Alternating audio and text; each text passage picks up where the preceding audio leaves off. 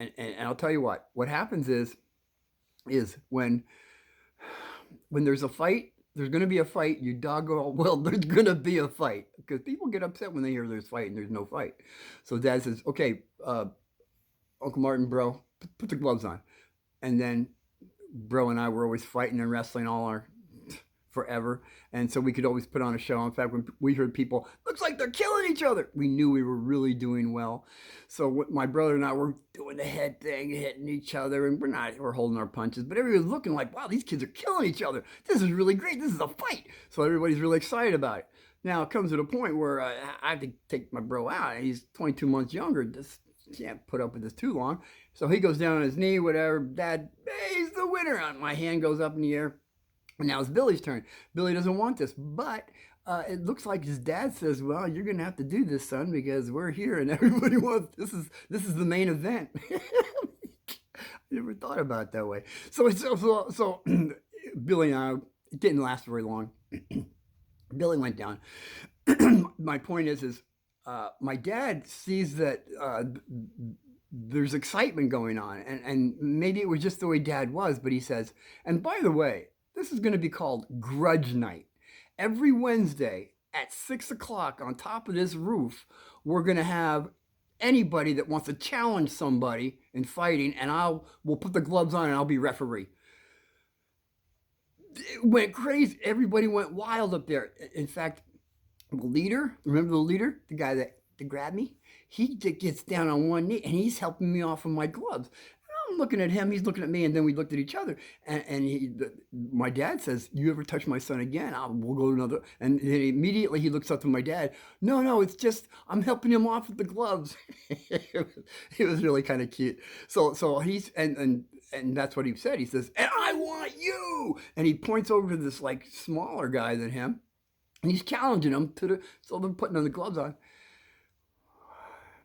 That guy that he challenged pummeled him. He lost. The leader lost. He was never the same again after that for some reason. I mean, let's just say he was not the same guy ever again. All right. And that's usually what happens when they say the guy never lost a fight and the kids were never the same again. It was a reversal to something that happened to him. It was really quite remarkable. So the next Wednesday, there's like half amount of people there. The third Wednesday,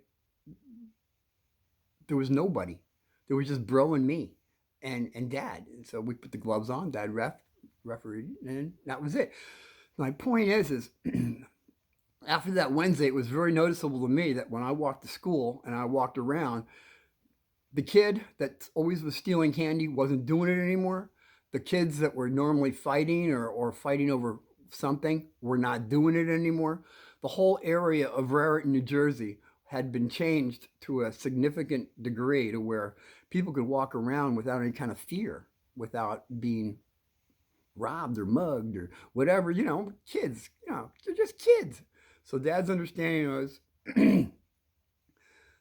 they're kids, all right? And Mom went along with that. I never heard hoods again from her after that. So, okay, that's Raritan, New Jersey. Good gracious, I'm so glad that's over with. Now we can get back to the kids with bats and chains, and Tom and Tucky and me. We were the three altar boys involved in the whole thing. Oh, gracious. I just thought about the negative things that Tom did that arose that kids, pick your friends wisely. Your parents tell you, pick your friends wisely. Because if they can't get your friend, they're going to get you because you're associated with him, even though you had nothing to do with whatever the negative thing that they did, you will be charged with the same crime. Okay, so that's exactly what happened. Tom sold somebody some salt, and they It was really negative. They were all snorting salt and saying how great it burned and how wonderful it was for those few seconds. Then Tom left, and then I guess it was later on in that it was not probably it was. I didn't even get the homeroom. That's when I was getting pushed down the flight of stairs. Um, but oh gosh, I promise I will get to this story, but I just have to. I have so many important things to do at the moment that I promise I'll be back to finish this great. I mean, figure 187, 234 black kids wanting to talk to me for some misunderstanding. Well, just how would Uncle Martin get out of that? And still, I can say to this day, I had no fear. Okay. That's a promise. It's true. Everything I've told you so far is true. Okay, so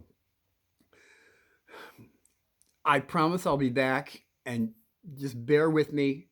Be well.